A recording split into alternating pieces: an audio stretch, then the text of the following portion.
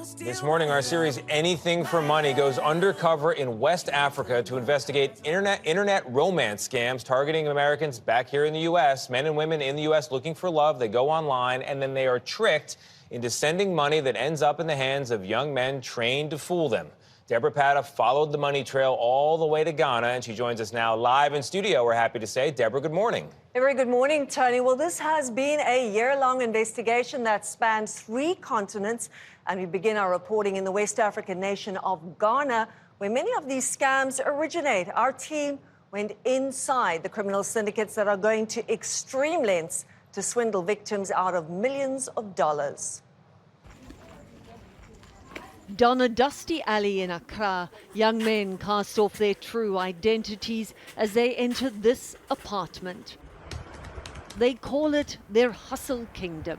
Meet Ghana's Yahoo Boys, online criminal syndicates who prey on elderly Americans by tricking them into falling in love, then stealing their life savings. Operating out of underground boiler rooms like this one, we filmed undercover.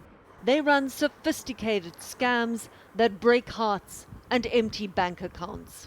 I'm the mastermind behind the whole thing. That's syndicate boss Voodoo, who spoke to us on condition we hide his identity, and his most senior operator, Kola. I feel disappointed, like I didn't go to school to do this. Sometimes we take money from people, imagine that is my dad. Voodoo and Kola are the closers, stepping in once their underlings have hooked new victims from online dating sites. I fish everywhere in the world. Easy to catch is Americans. Here, he's chatting with a 60-year-old man, posing as Sandra, living in New York. When victims want video calls, he hires online porn stars. She's dating, they're talking to this beautiful blonde woman, yeah. I've paid to just have her on a video call. If the victim demands an in-person visit, they use women who get a cut of the profits. Building trust can take months. We do all that to get his attention and the trust. Boom, then we chip in business. We found one such victim. 75-year-old American radiologists were calling John, not his real name, who declined an interview. John believed he was in love with a woman called Grace Erskine, an Australian living in the US.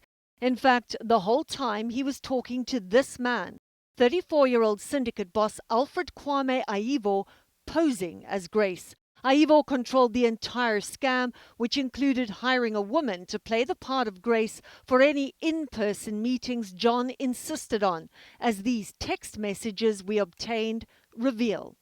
Aivo offers to pay her $100,000, but she wants more than double that, threatening, "Without me, everyone gets nothing. I could always call and say it was a scam." But she doesn't, and pretending to be Grace, visited John in the US and met him in Ghana, where syndicate boss Aivo posed as their driver. Grace claimed she'd inherited a Ghanaian gold mine and offered John a chance to invest in it. He was so enamored with her, he unwittingly paid over $700,000 for a stake in the non-existent mine.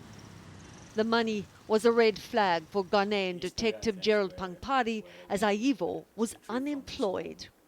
We realized that the person did not have any form of work that is commensurate with the amount of money that were coming into his account. Aivo was arrested, but died of an unknown illness before serving prison time. We tracked down the woman posing as Grace outside Sydney, Australia. Are you sorry? Do you have anything to say to his family? Her real name is Rebecca Jade Silk. When confronted, she did not deny or confirm the allegations, but refused to answer our questions. Silk has not been charged with any crimes. She remains a person of interest for Ghanaian police. Yahoo Boys and their hustle kingdoms are glamorized in popular West African culture. We filmed this group celebrating a big payout by throwing money in the air. And there's little remorse for the devastation caused by the cruelty of their crimes. But hey, there's no sympathy. Because once you go on the sympathetic side, you go hungry. Now, many of these scammers style themselves as modern-day Robin Hood, stealing from the rich to help the poor, regardless of the trauma it causes their victims. And with the use of AI, these scams are only going to get more elaborate and a lot harder to detect. Tony? Deborah, this is like a top 3 craziest story I think we've ever aired. And you Jaws dropped in the studio. Well, yeah, we were. Our jaws dropped too. We were wrapped. It's amazing.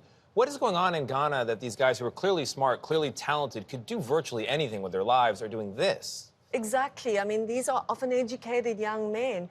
They claim there are no jobs, that there are no opportunities there, that it's poverty.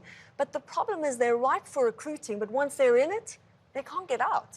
So what advice do you have for Americans who, these scams are very detailed and there's that in real life component which fools people? Exactly. And these are smart people. This is a radiologist. It's not about being intelligent. It's about the context. But they're leaning on one thing that we always fall for, which is loneliness and trust. And connection. People are lonely. If something is too good to be true, it usually is. And the minute somebody you've met online starts talking about money, think twice. Wow.